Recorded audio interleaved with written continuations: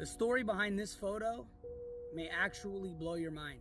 In this photo, I was 16 years old, and my sister was about 18 or 19 years old at the time. My parents were going out of town, so my sister devised to throw a party. Most of the kids who were going to go to this party were around her age, although a little bit of my friend group was there too. I remember as the party began to take off, these kids walked through the door who were older, and I knew these were the kids that had access to LSD, Xanax, and other drugs like that. And so me, being the younger brother, had the benefit of getting this LSD for little to no charge. I took about 2 or 3 doses that night, and this trip was nothing like any other LSD trip that I had in the past. Most of them were quite positive, but this was the first time where things took a dark turn. Somewhat through, as the LSD began to take its effect on me, I found myself on the couch, shirtless, in this state of paralysis. I couldn't move, it felt. And it felt as though there was demons around me. It felt as though darkness was entrapping me. It felt as though I was one step away from death. Darkness, depression, anxiety, all of these things over me. And I remember finding that cross and clinging to it. But it wasn't this stake wooden symbol that I was clinging to, this little wooden shape. It was the idea that it represented. What does a cross represent? That God poured his love out onto all humanity for the forgiveness of our sins through the sacrifice and blood of his son, Jesus Christ. The innocent man who took on sin for all of us.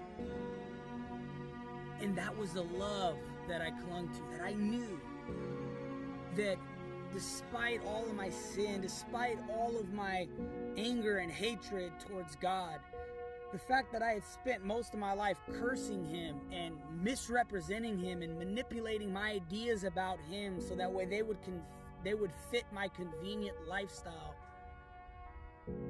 The fact that I would try to tell other people and prove to them how false and fake he was, and how Jesus was just some mere representation of reaching this higher state of consciousness, and how the Bible was just some man-written fairy tale.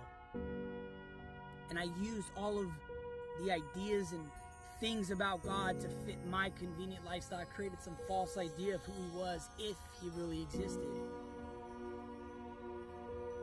But despite all that, when I was in that place, when it was all said and done, when I was vulnerable, when I was on the brink of destruction, I clung to him. I trusted in him, knowing that he can deliver me from death. I'm 16 years old. I'm too young to die. I clung to him to protection from that. I clung to him for hope for my future. I clung to him for peace. God is our ever-present help in times of trouble. I clung to him, and he was the one who got me through that night. I remember some kids walking past me, sort of mocking me, making fun of me, and who knows? Maybe they had good intentions, or maybe I should say innocent intentions, or maybe they had bad intentions. Maybe these were the type of kids who were trying to, just like me, get far away from any idea of God and authority as possible, to live my free life, to enjoy life as I see fit. They took that cross from me, and I remember snapping out of that state of paralysis, looking them dead in the eye, chasing them down, getting that cross, putting it back on my chest, clinging to my hope and trust in Jesus Christ, and sitting on that couch. And I stayed there for hours and hours and hours until the morning. Although my eyes were closed, it was as though I could see what was going on around me. I was able to see everything in front of me, even though my eyes were closed. It was so trippy. Of course, God didn't approve of my LSD usage, my drug abuse, my substance abuse, my lifestyle of sin, dishonoring my parents. I was just some teenager who who thought I knew it all, who wanted to be free and independent and to do my own thing. I was full of arrogance. Of course, God didn't condone all of that. But even in the midst of all that, he saw me and he loved me. And he loved me enough to pull me out of it. And that was the time.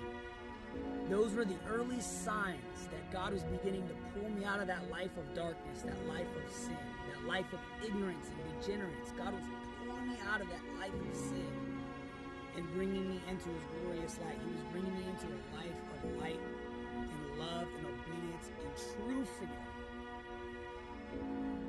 So that's the crazy story behind this photo. Take care.